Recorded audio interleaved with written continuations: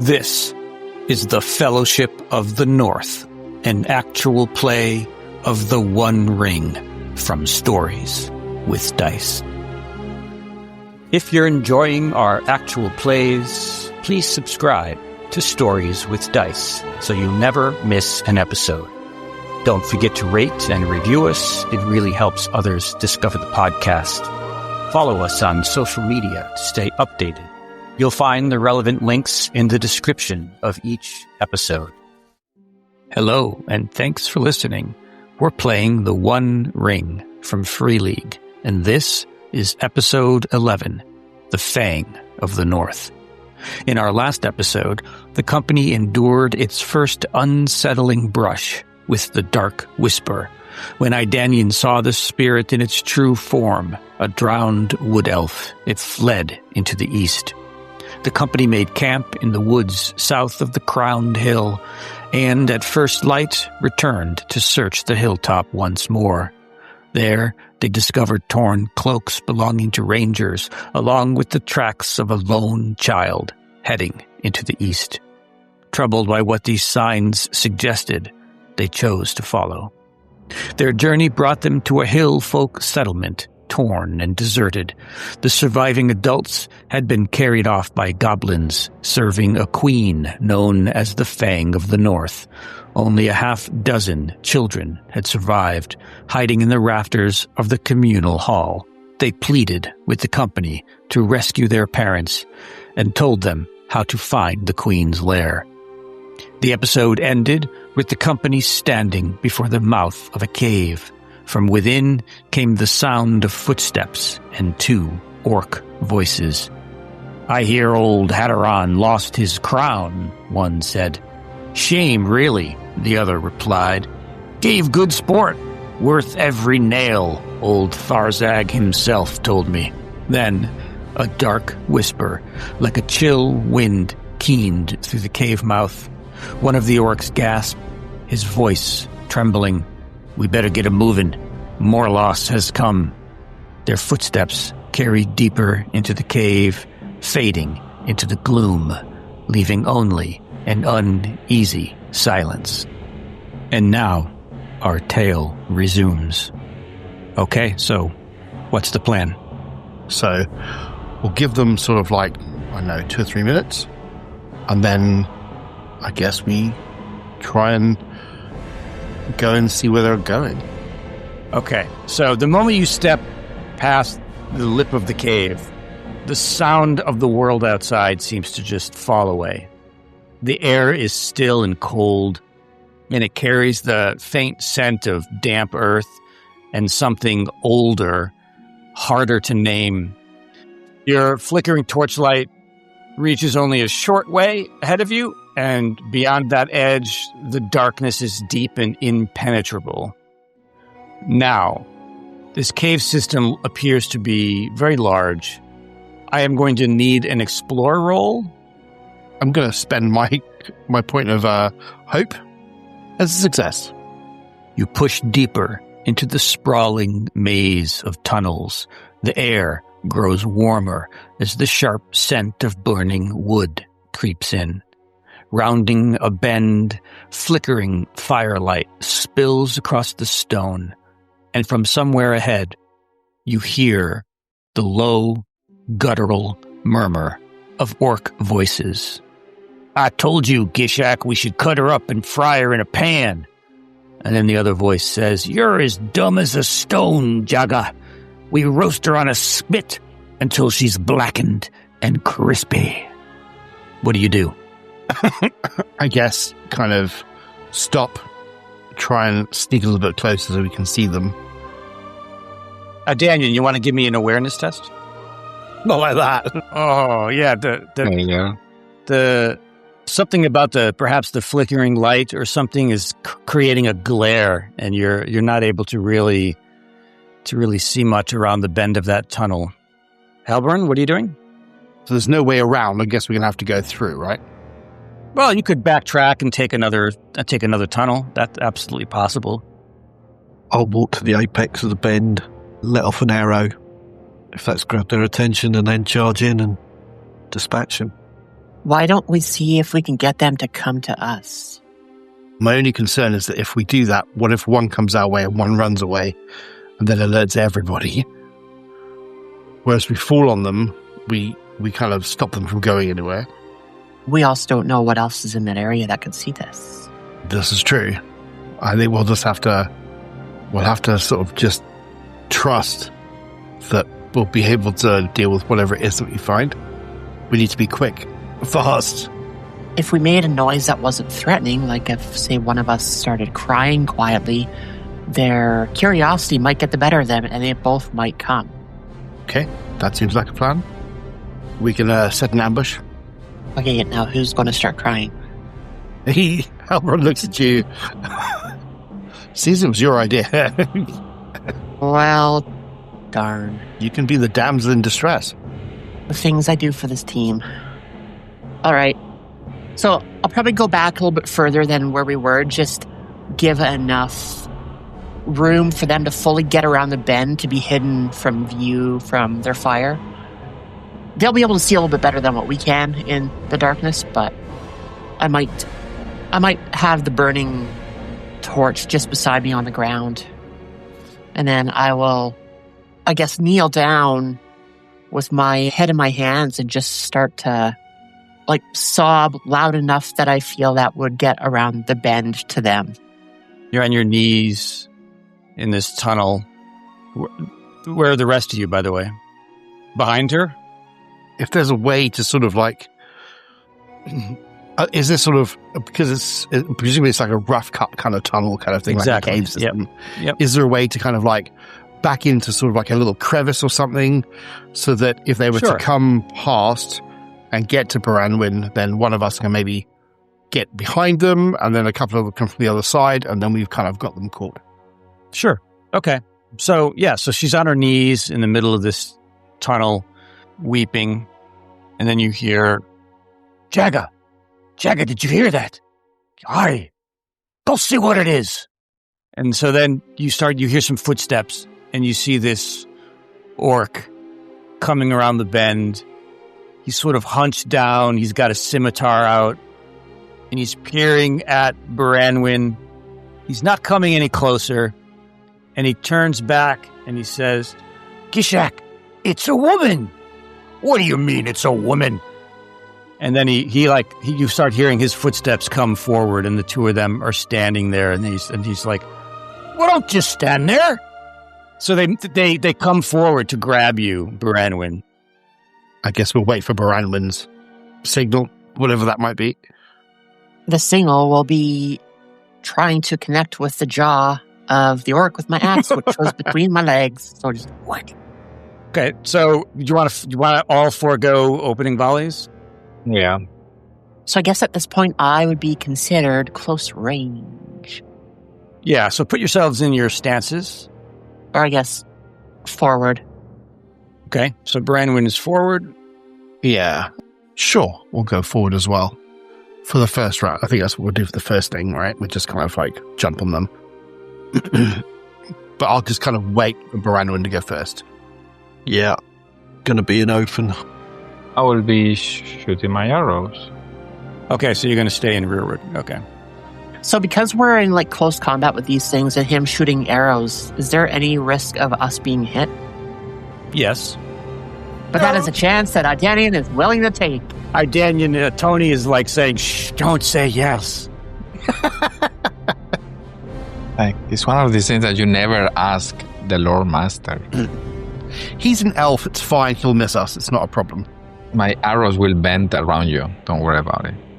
Or you just, like in the movies, when they are standing there and you see Elrond, all the arrows shooting through at the start of the movie, and it's not even bothering. It's fine. Baranwin, go ahead and make your attack. All right. And attack, two-handed. I might use hope, just hope this works. My life depends on it. Paint us a picture of exactly what just transpired. So these two orcs have stepped forward. They're about to grab you and haul you away. you've got your axe like on the ground, I imagine, and you. I was going to have it like essentially between my legs. Okay. My hands that were covering my face would just go down to grab right below the head, and then try and strike up. But I wasn't accounting for the fact of the arc that was needed, so the butt of the axe was dragging against the ground, and I couldn't get enough force up, so like maybe just hits up and just like clips the jaw a little bit, but not doing any kind of damage at all. Okay. Halbrin. I literally just step out behind the little sort of like crevicey bit, and I just go to town. I just rush in to sort of like stab him, which is the guy at the top. I'm going to give that a go. Let's see what happens. Here's a success. 4 damage. I probably just push against him into the sort of like the side of the wall. That was my plan. I run him through, but I probably push him. He stands his ground. I kind of like stab him a little bit, and then we're facing face to face.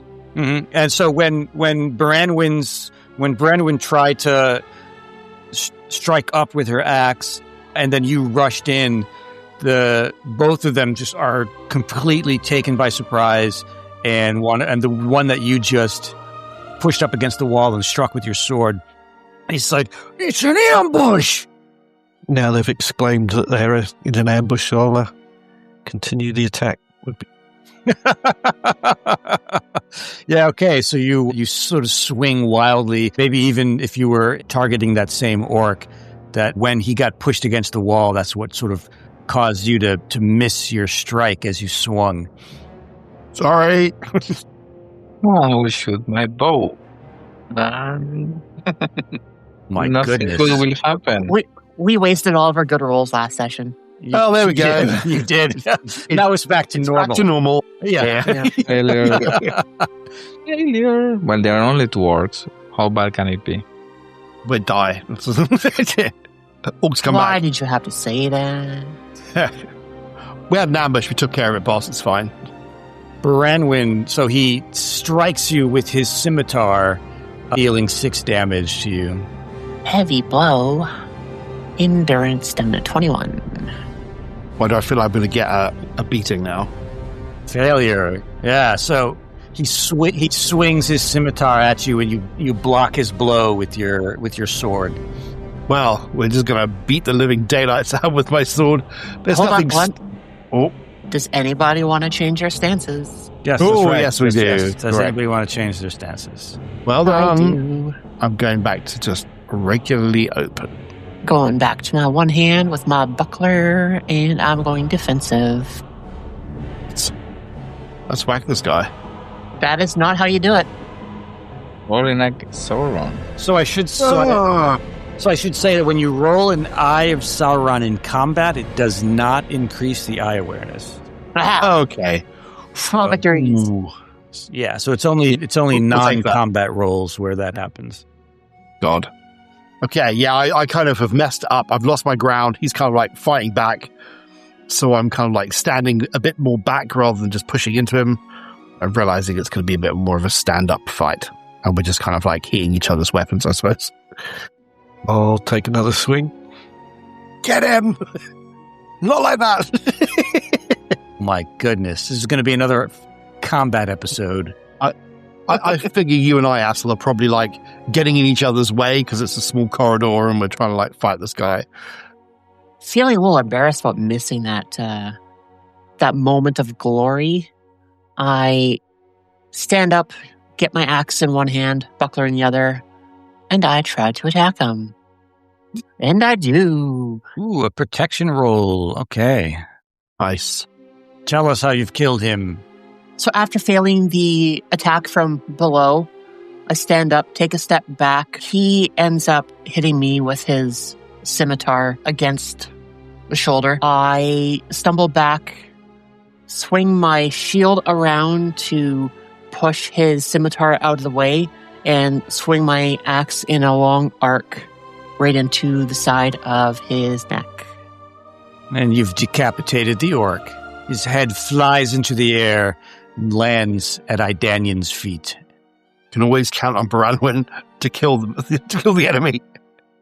I guess I will shoot to the remaining guy. Hello. Surprise. I will fail again. I know. Roll a feat die for me. Roll a 12-sided dice. If you roll an eye, you hit one of your companions. 6. Nope. Okay, your arrow hits the stone wall of the tunnel. So I do have a question. Why is the difficulty for Idanian to hit that orc 17? Okay, so it's the strength target number is 16, and the orc has a parry of 1, 17. Oh, okay. I mean, it is Lord of the Rings. Yep. Okay. People are constantly knocking arrows out of the sky with swords and... And then do extraordinary success and kill somebody. Wow. Okay. I have 2 success icons. That's hardcore. Woohoo! This is going to hurt, Halberin. It's still alive. 9 damage. So that orc, he just slices you in your side. His scimitar slices across the side of your armor, penetrating through it into your flesh. Oh, so I don't get any protection for it. You're not wounded or anything. You're just, I'm just being gruesome. I like gruesome. Okay. My pain. Give me pain, please. But now that he's kind of like stabbed me or sliced into my side, I'm kind of like holding my side, and I'm going to just give back what he gave me. You're not changing I'm not your stance changing my stance. My stance is going to stay the same. And I'm going to lay into him again. Let's give this a go. So I was going to change mine. Go ahead. Okay. Change yours first. So that means Assel goes first. Okay, cool. Go right ahead, Assel. I do like the way it changes from who goes first and stuff. It's quite a good way of kind of like making your stances move around. It's also like, chaos of combat, Yeah. Yeah. Feeling fairly motivated with this one, so I'll spend a hope. I think it's also quite cool because if you're going sort of like forward stance, you know he's attacking me. So that like dice that you give up on protection, you're relatively okay. Oh, Jesus. Thankfully not. Wow. Ooh. He rolled another eye. Okay, yeah, so you step forward and strike at the orc, and your sword just clangs right up against the side of the wall of the stone wall of this tunnel. So it's close quarters, so it must be really hard, trying to get a really good swing. Give it a go again. For the love of another eye. 2 eyes in a row. Yeah, so your sword also Assel's sword hits the stone over his left shoulder. Your sword hits the stone wall over his right shoulder. And he's just kind of like looking at both of you and he sneers. All right, can we go 3-1 on an enemy? Was there something that is only like maxed at 2? That for them to us? There is a limitation. I don't remember. I think it depends on the size of the creature. But I think you're right because it's a normal sized creature. It's only 2. It's a 2. Let's see. So it was 3 for normal and 5 for big, but I could be wrong. I've read too many systems. You could be wrong. You could be right. Let's see. You could be right and wrong. I mean, I just picked up the Vaesen book thinking it was for the One Ring. That's not going to work. Okay. Player heroes can be engaged in close combat by up to 3 human-sized creatures or 2 large. Okay, so 3. Yep, so you can do it. All right. I am going to move up to this orc. And I should have went into forward stance, but... That's okay. So be it. And try and shield bash him to get him away from the other 2 a little bit. Oh. We'll just hold them around and keep them busy for you while you kill him. So, Baranwin, give us the gruesome details. I confidently stroll forward with my shield in front of me, axe to the side, and as I get close to the orc, I draw my shield hand back and punch him right in the throat with the newly reinforced brim of my axe, crushing his windpipe. Nice. And I kind of feel that Assel and I just like kick him as he's down. You give him a stomp on the neck to speed up his passing, or do you let him suffer? So, you hear some footsteps, and you hear some orc voices in the distance. So someone has heard this combat. So, right around the bend, you see there's like that fire that they had going, and there's this sack, and sticking out of the sack are a pair of wooden clogs. And it's just kind of like struggling. The person that's inside is just sort of struggling back and forth. And you hear footsteps approaching. So what do you do? It's going to rush in and try and untangle them from the sack. She's a woman from one of the hillmen tribes. As you untie her hands and feet, her eyes flick past you to a scatter of knives and cooking tools nearby. She snatches up an orc carving knife, grips it tight, and says, "Thank you." We've come on behalf of Freyk and Kuvrang. Freyk is my son. Is he safe? From orcs, he is currently in the hall, hiding out. He wants to make sure that we can come and find you, which is what we're doing. Go back to your son. Thank you. She runs down the tunnel, and presumably she knows the way. Yep. Never to be seen again, because we just made her go 4 days of travel on her own. You'll be fine. She's a hill person. It's not a problem. Okay, I guess, do we prepare ourselves to sort of meet whoever's coming this way, or do we push on and... That is an excellent question. How loud are the voices? Like, trying to determine how far away they are. It's impossible to tell. It's echoing through all these different tunnels. Bring... That's going to be tricky. You decapitate one of them. I was going to say, if we throw the orcs near the fire, it'll look like she got away. But one's decapitated, so it's going to be very difficult to like hide that one with like a knife in the... We could pose them so that it looks like they attacked each other. Oh yeah, actually we could do, yeah.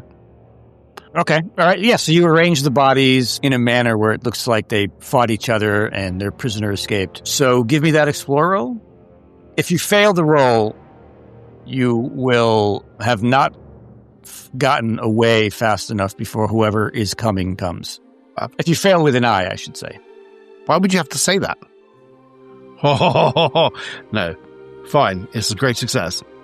All right, so you sort of backtrack and then take a different passage, and you're moving deeper into the cave system, and you hear the sound of drums and the savage chants of goblins echoing through all these different corridors that you're moving through. What do you want to do? Do you want to try to follow that sound?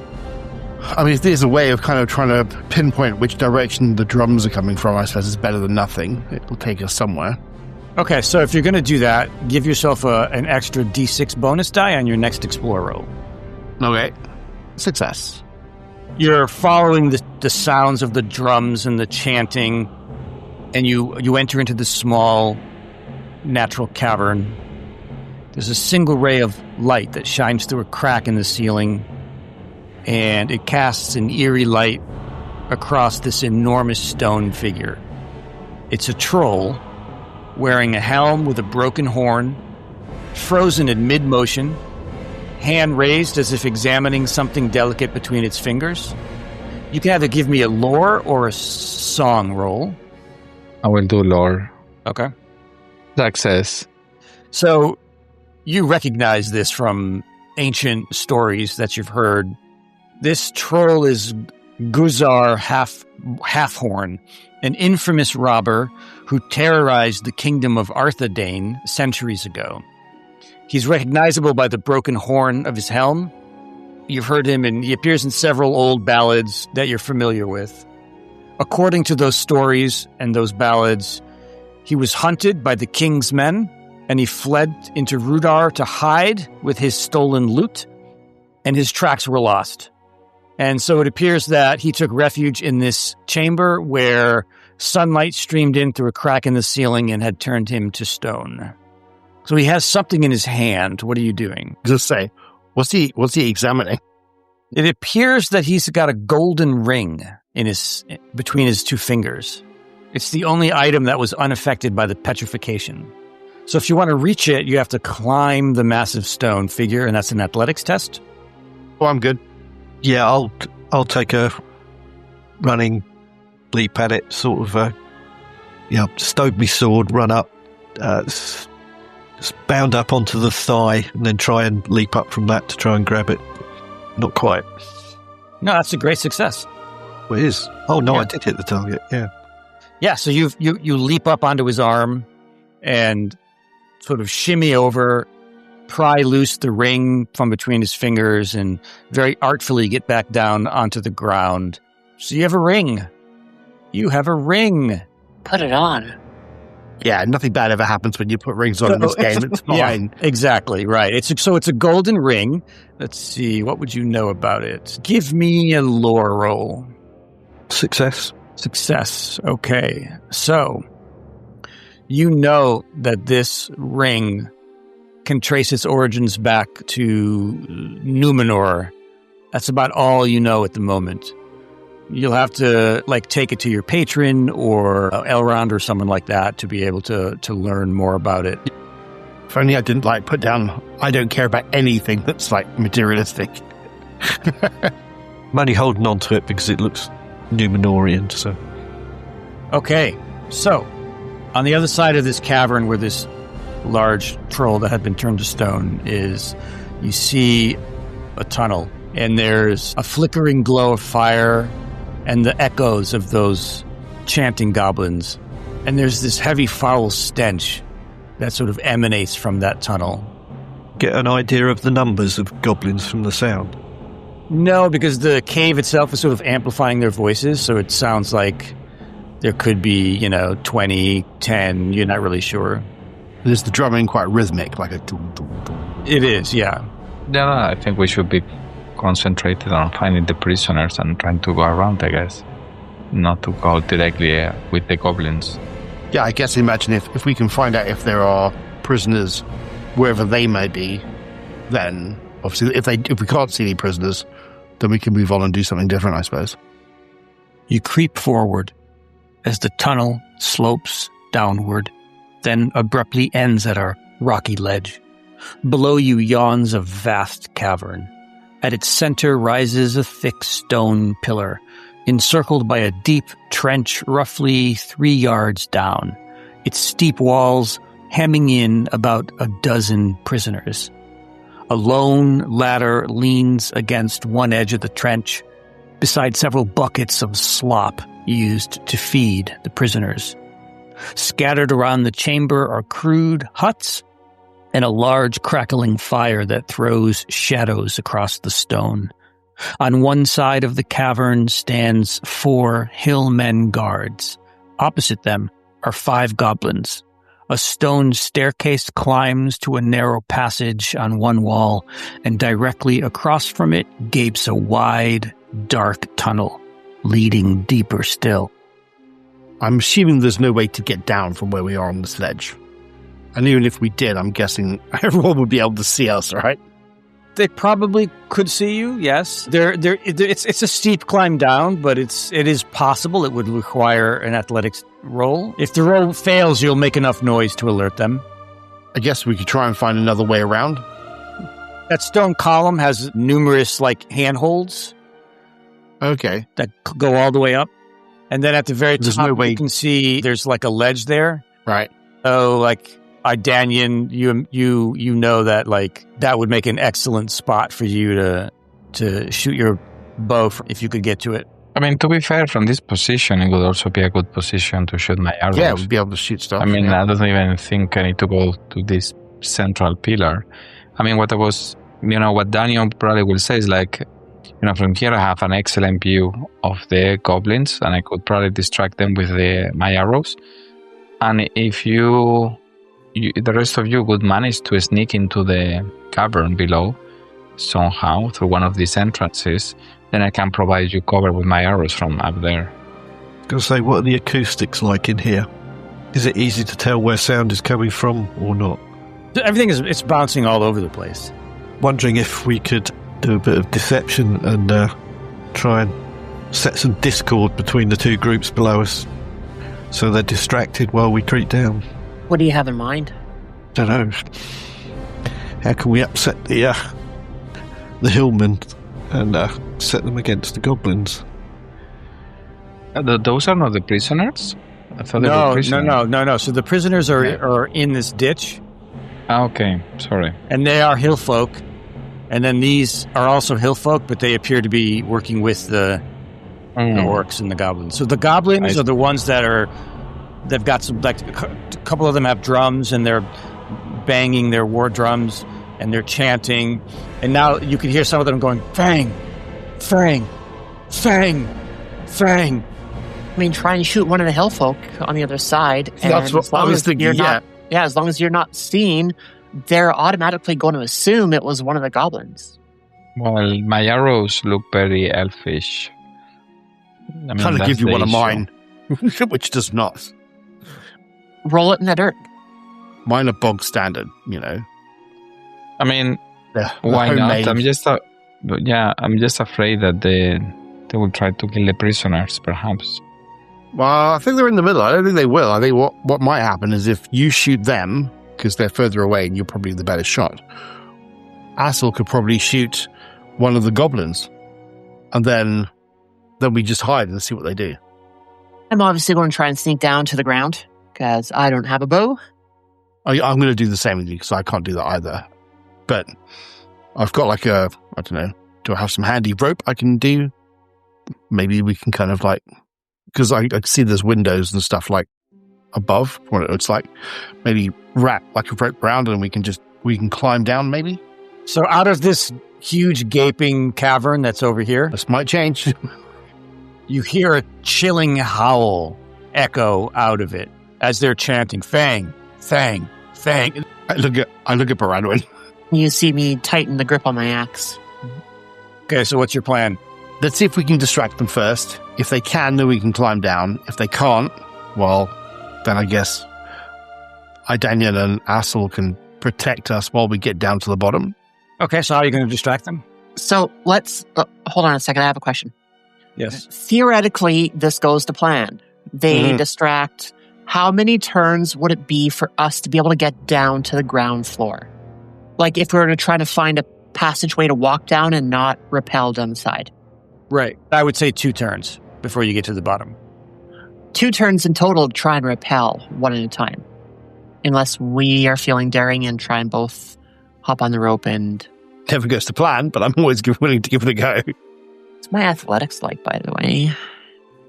Well, it's favored and I got 2, so not bad. Do you think your rope would be as long as the central pillar? I mean, I don't know how far would our rope get to? I mean, I'm not sure how we're going to be able to... Well, with an Do any of arrow. us have do we have with an arrow? You could use an arrow to do that. Wouldn't be strong enough though, would it, on the other side to then climb across? Well, I'm an elf. I was thinking me going through. You guys stay here, but I can go to the central pillar that way. And you see, so as you're making this discussion, you see one of these orcs move toward the prisoners. He points at one of the prisoners. You, get up here!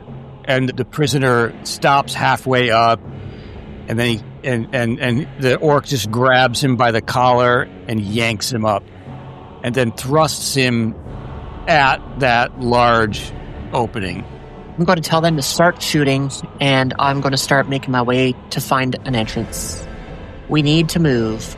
So, Idan, you're going to make that arrow shot to get to the I column? would like to, because I think that would be a very nice spot to do. I'm gonna try quickly. I see this and I start tying the knot, and I will use one hope to do this shot. You want to make it a magical success, and it automatically succeeds? Okay, then sure. To say before all this kicks off, I suddenly have a bright idea and say, hold on a moment, and rush off up the corridor, try and head back to the chamber where they were cooking the woman, and grab all the knives, stick them in the sack, rush back to the ledge. Okay, so while you're doing that, Idanian, are you still gonna? Okay, so there you are. Okay, so no success icons, so that's just a regular magical success. You loose the arrow. It glides across the cavern with quiet certainty and strikes the stone pillar, burying its head deep into a narrow crack without a sound.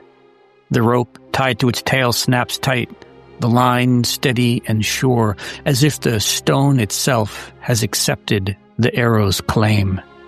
It was an impossible shot, No measure of strength or skill should have allowed it, and yet the arrow holds, unmoved, as if the stone had long been waiting for it.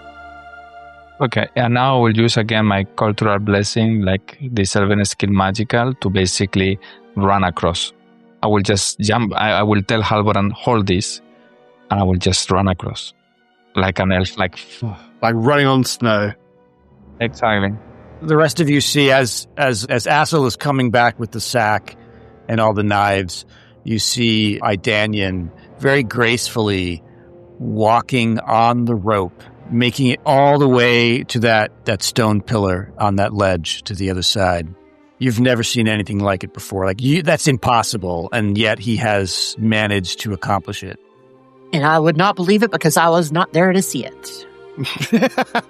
Well, shit. So you're climbing down, right?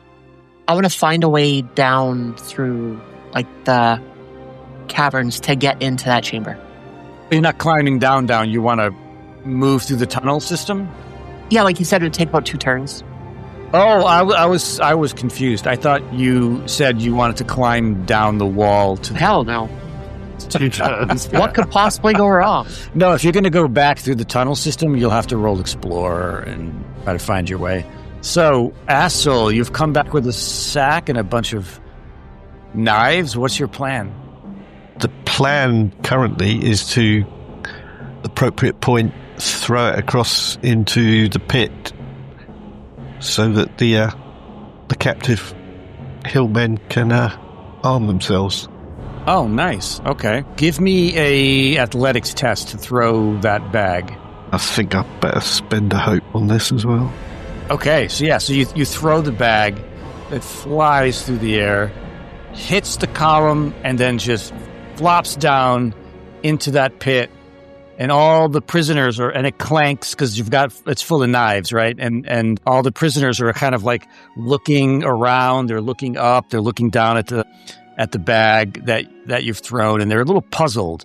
And you see out of this cave mouth where this orc shoved one of the prisoners, the maw of an enormous wolf comes out, grabs the prisoner, and then slinks back in his jaws, and the guy's screaming with terror and pain, and you hear some bones snapping, and then the wolf just goes back. Yeah, we can't wait any longer. I drop my rope down the side, and I'm going to try and make my way down the rope.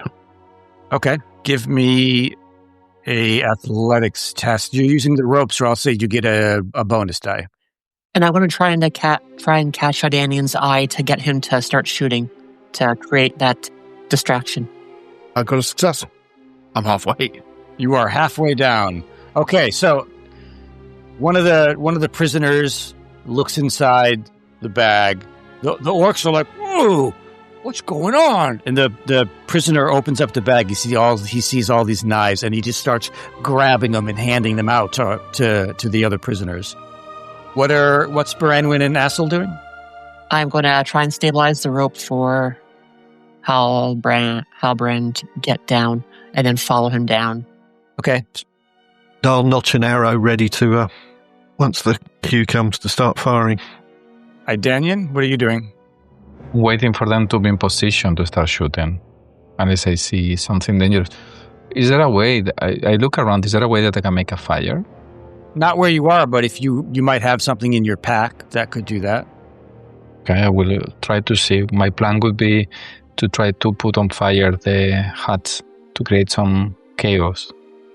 Okay. Because we need this distraction right now. We're trying to get down this wall pretty much right behind the orcs that are down there. So we need them distracted. Yeah, so I'm trying to get this fire for that, if I manage somehow to do it. Yeah, absolutely. I will use it with an arrow. I probably use. Yeah. Would you have a flint and steel in your bag? My guess, yeah. I mean, I don't have the full details of what I have on my bag, but I have this traveler kit, right? Like everyone. Yeah, so a little bit of fabric, some flint and steel, get the fire going, and then arrows away. Yeah, and just toss several to some of the huts. So whenever I see them that they are descending, I will start shooting, create fire. Halbrand, you're about halfway down the wall when you see Idanian shooting flaming arrows. One by one, the huts start to catch fire. Go ahead and make your second athletics test. I passed. That's lucky. Okay, so you're down into the thick of these goblins here. Behind them, drawing my sword. Okay, so if he's down, I'm going to start to try and come down as well. And at this point, they know that you're here. How? How do they know that we're here? What shook them up? Clang, clang. Ah! Freedom! Well, as Ed just described, a lot of things tipped them off. A sack fell into the pit with a clank, and the prisoners are now armed and climbing the ladder, and they're engaging with the guards, and flaming arrows are raining down, and some of the huts are on fire. So go ahead and give me your athletics test. Do I get a +1 for the rope? Yes. Okay, so athletics is favored. +1 for the rope. Fingers crossed. Oh, ouch. Branwyn, you have fallen. To the surprise of no one. Get down here. Not that quick. Roll a d12 for me. No. That's 7 damage. All right. Halfway down the wall, you lose your grip on the rope and plunge the rest of the way, stone rushing up to meet you as you hit the ground hard. I'll just go make sure Branwyn's actually okay and kind of like pick her up, ready to face whatever kind of orcs or whatever's going to be coming our way. I'm pretty battered. It looks like she's weary. Jeez. Okay. We have that drink. What was it again? The elixir. What did it do? Yeah, that's for traveling, though. Yeah. Damn it. I'll go on protection duty. So the two of them are down. Assel, are you staying up where you are? Yeah. Okay. So was that the signal for you guys to shoot your bows, for them to be down? I'm guessing so, yeah. Rather loud signal. Clang! Yeah. Now? Yep. So those of you who are shooting your bows, go right ahead. Branwyn has taken a terrible fall. There's no shame in running away, by the way. Idanian, you have failed. Ooh, Halberin, look at that. Okay. It wasn't me. That was Yeah, for some reason that was got you Assel. on the top.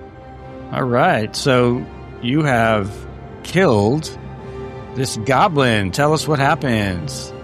Nice. Yeah, I've just been waiting. He's looking round to see what's going on in the other direction. And he suddenly looks back towards the wall because of the noise there, and an arrow just comes straight through his eye. Nice. All right. And he just, flunk, it goes right into his eye, and he just falls over dead. Halberin.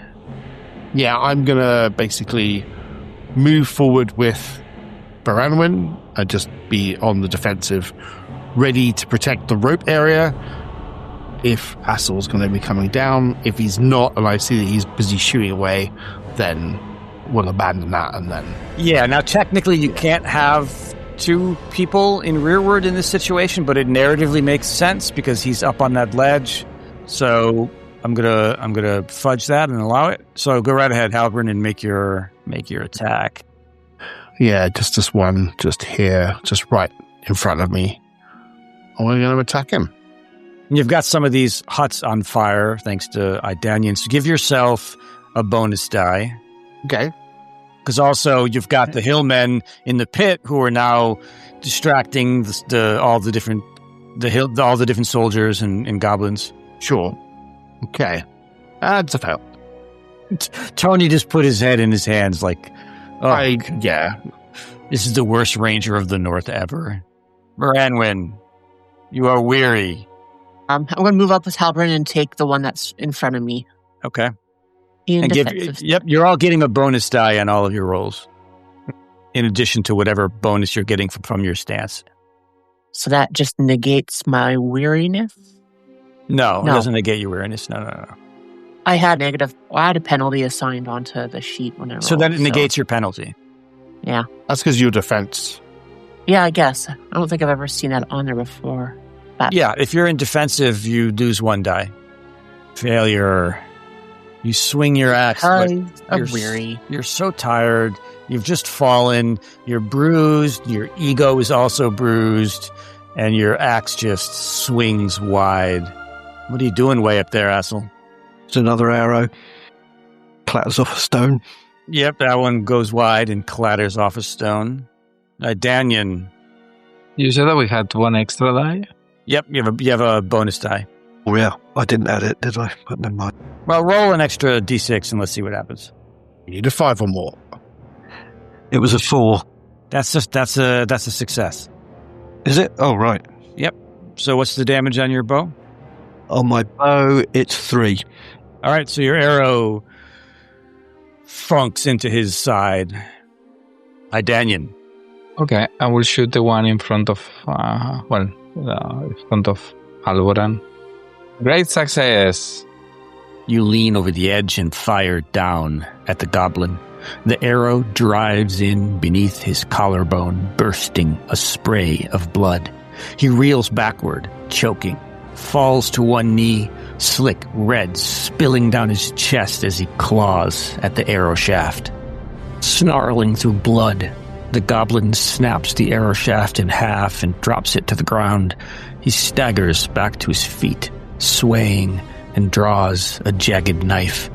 With a weak, furious cry, he slashes the air toward Halberin, the blade cutting nothing but smoke and shadow. His strength falters, and he teeters, bleeding heavily.